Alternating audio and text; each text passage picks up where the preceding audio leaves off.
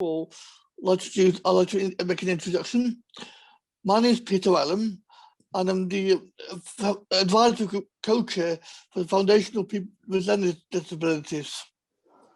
And I'm Christine-Koulla, Burke, and I work with Peter, and I'm the director at FPLD, which is part of London South Bank University. Our vision is that people with learning disabilities continue to get better lives, and that our work contributes to this through the development of knowledge, the improvement of practice, and the influence of policy. We look at how to change things for the better with people with learning disabilities, and do this by doing research and influencing policy. Now, the difference between learning disability and learning difficulty a learning disability, this is sometimes called intellectual disability, is a condition that affects learning across all areas of life. However, a learning difficulty is a condition that makes specific areas of learning difficult. For example, dyslexia. Thank you, Peter. Many interesting questions come to mind when you count how many people with learning disabilities there are and the inequalities they experience. Peter, why do we show these numbers? Why do we show these statistics? So they can show how many there are. There's quite a lot of them at the moment. And how they are or they're not supported? Not supported.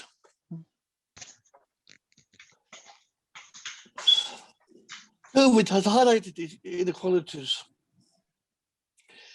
It is estimated that there are 1.5, that 1.5 million people with learning disabilities. Could you scroll up, please, a bit? It's 2% of the population overall. About 2% of the population overall. Okay. People with learning disabilities die earlier than the rest of the population. Men die 25 years before others. Women die 20 years before others. Now, almost half of these deaths are avoidable. Well, how does that make you feel, Peter? That people with learning disabilities die sooner? It's shocking me, and this should not really happen. Okay.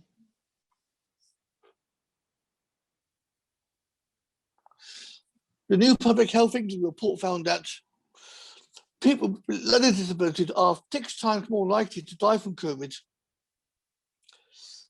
20% of deaths were people with Down syndrome, and 40% of those from Black and Asian communities.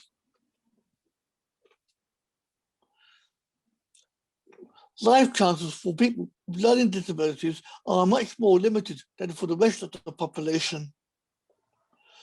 For example, less than 6% of people with learning disabilities are in employment. And how many say they want a job, Peter? Quite a few. 95%, yeah, quite a few. Yes, quite a few, but only 6% are in them. Mm. The research suggests that 40% of people with learning disabilities have mental health issues. That's far higher than the rest of the population.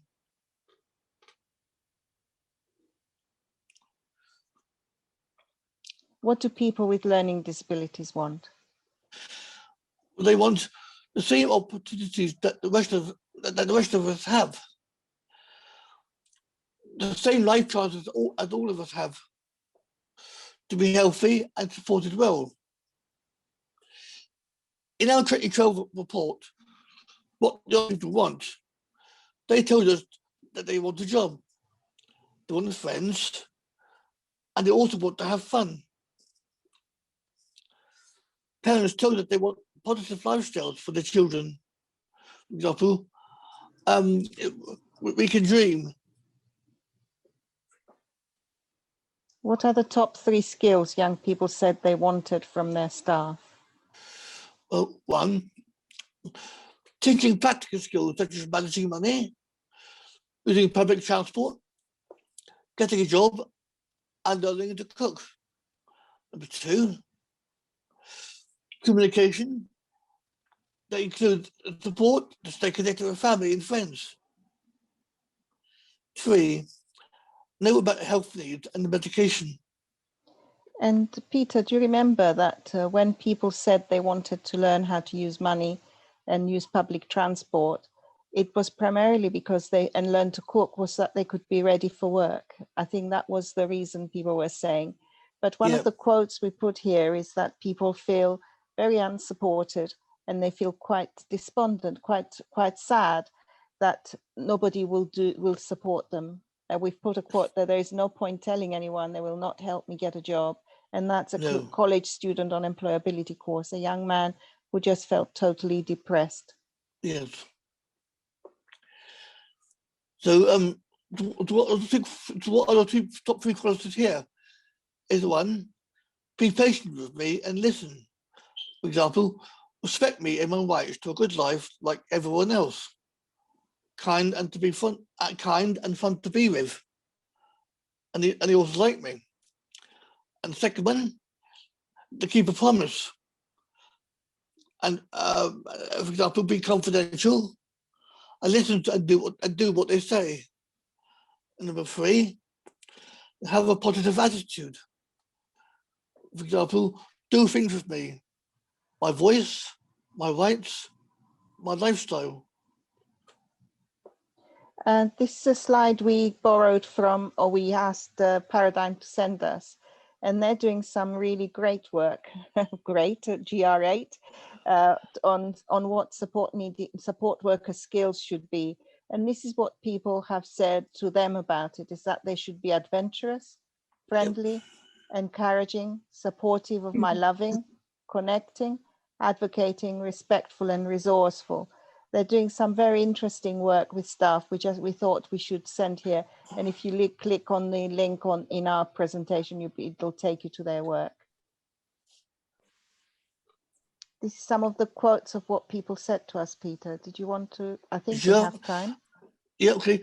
And I need some of the quotes. I need something to boost my confidence. Another quote was, after I talked to the psychiatrist, the staff come in. I have a short-term memory problem, so staff need to know how to support me in between visits. And this says about person-centeredness, doesn't it, Peter? Yes. That people have to think about my personal needs rather than be the same with everybody. Yeah. In other words, they're in the middle. Yeah. And everything else, has been surrounded. A circle of support. Yeah. Doctors talk to my staff, not me. Yep. They look at my neck and they don't explain to me why. They need to show that they care, are proud of me, they're nice, help and respect me. If I fall down, they know how to pick me up. Now, this is about parents. Communication is a huge issue. He's a person, not a job. Staff should remember he's a human being, same as them. Another quote is, we need a magic formula that helps to motivate staff to want to be a person centered and see all people as equal. This is some of our work. We weren't intending to say quite a lot about it because we're here to talk about some of the needs of the staff, really. So we just wanted to list some of our work. And I suppose the most important is that all our work stems from what people with learning disabilities tell us they want us to do. Pass It On is about peer mentoring and mental health. Feeling Down is about self-management and mental health. Pelican is about supporting people with additional needs in school to be able to talk about their emotions and recognize their emotions. When I Grow Up and in business are about employment and supporting people in work. And I think that's the main bits that we wanted to share with you. I think we're running out of time. And but if you want any more information what we do, here's our details. They're on the screen. Thank you, Peter. Thank you. Thank you And so much. okay, thanks for listening, by the way. Thank you. Thank you, Peter and Christine. That was a brilliant presentation and a really good starter to this workshop. You've really given us some very powerful things to think about. Okay, and what I slow enough for you? Yes, it was great, Peter. It was lovely. Thank you. Thank you very much, and very, very clear, Peter and Christine. We have to move on, but we will come back to talking about these presentations a little bit later. So thank you for now.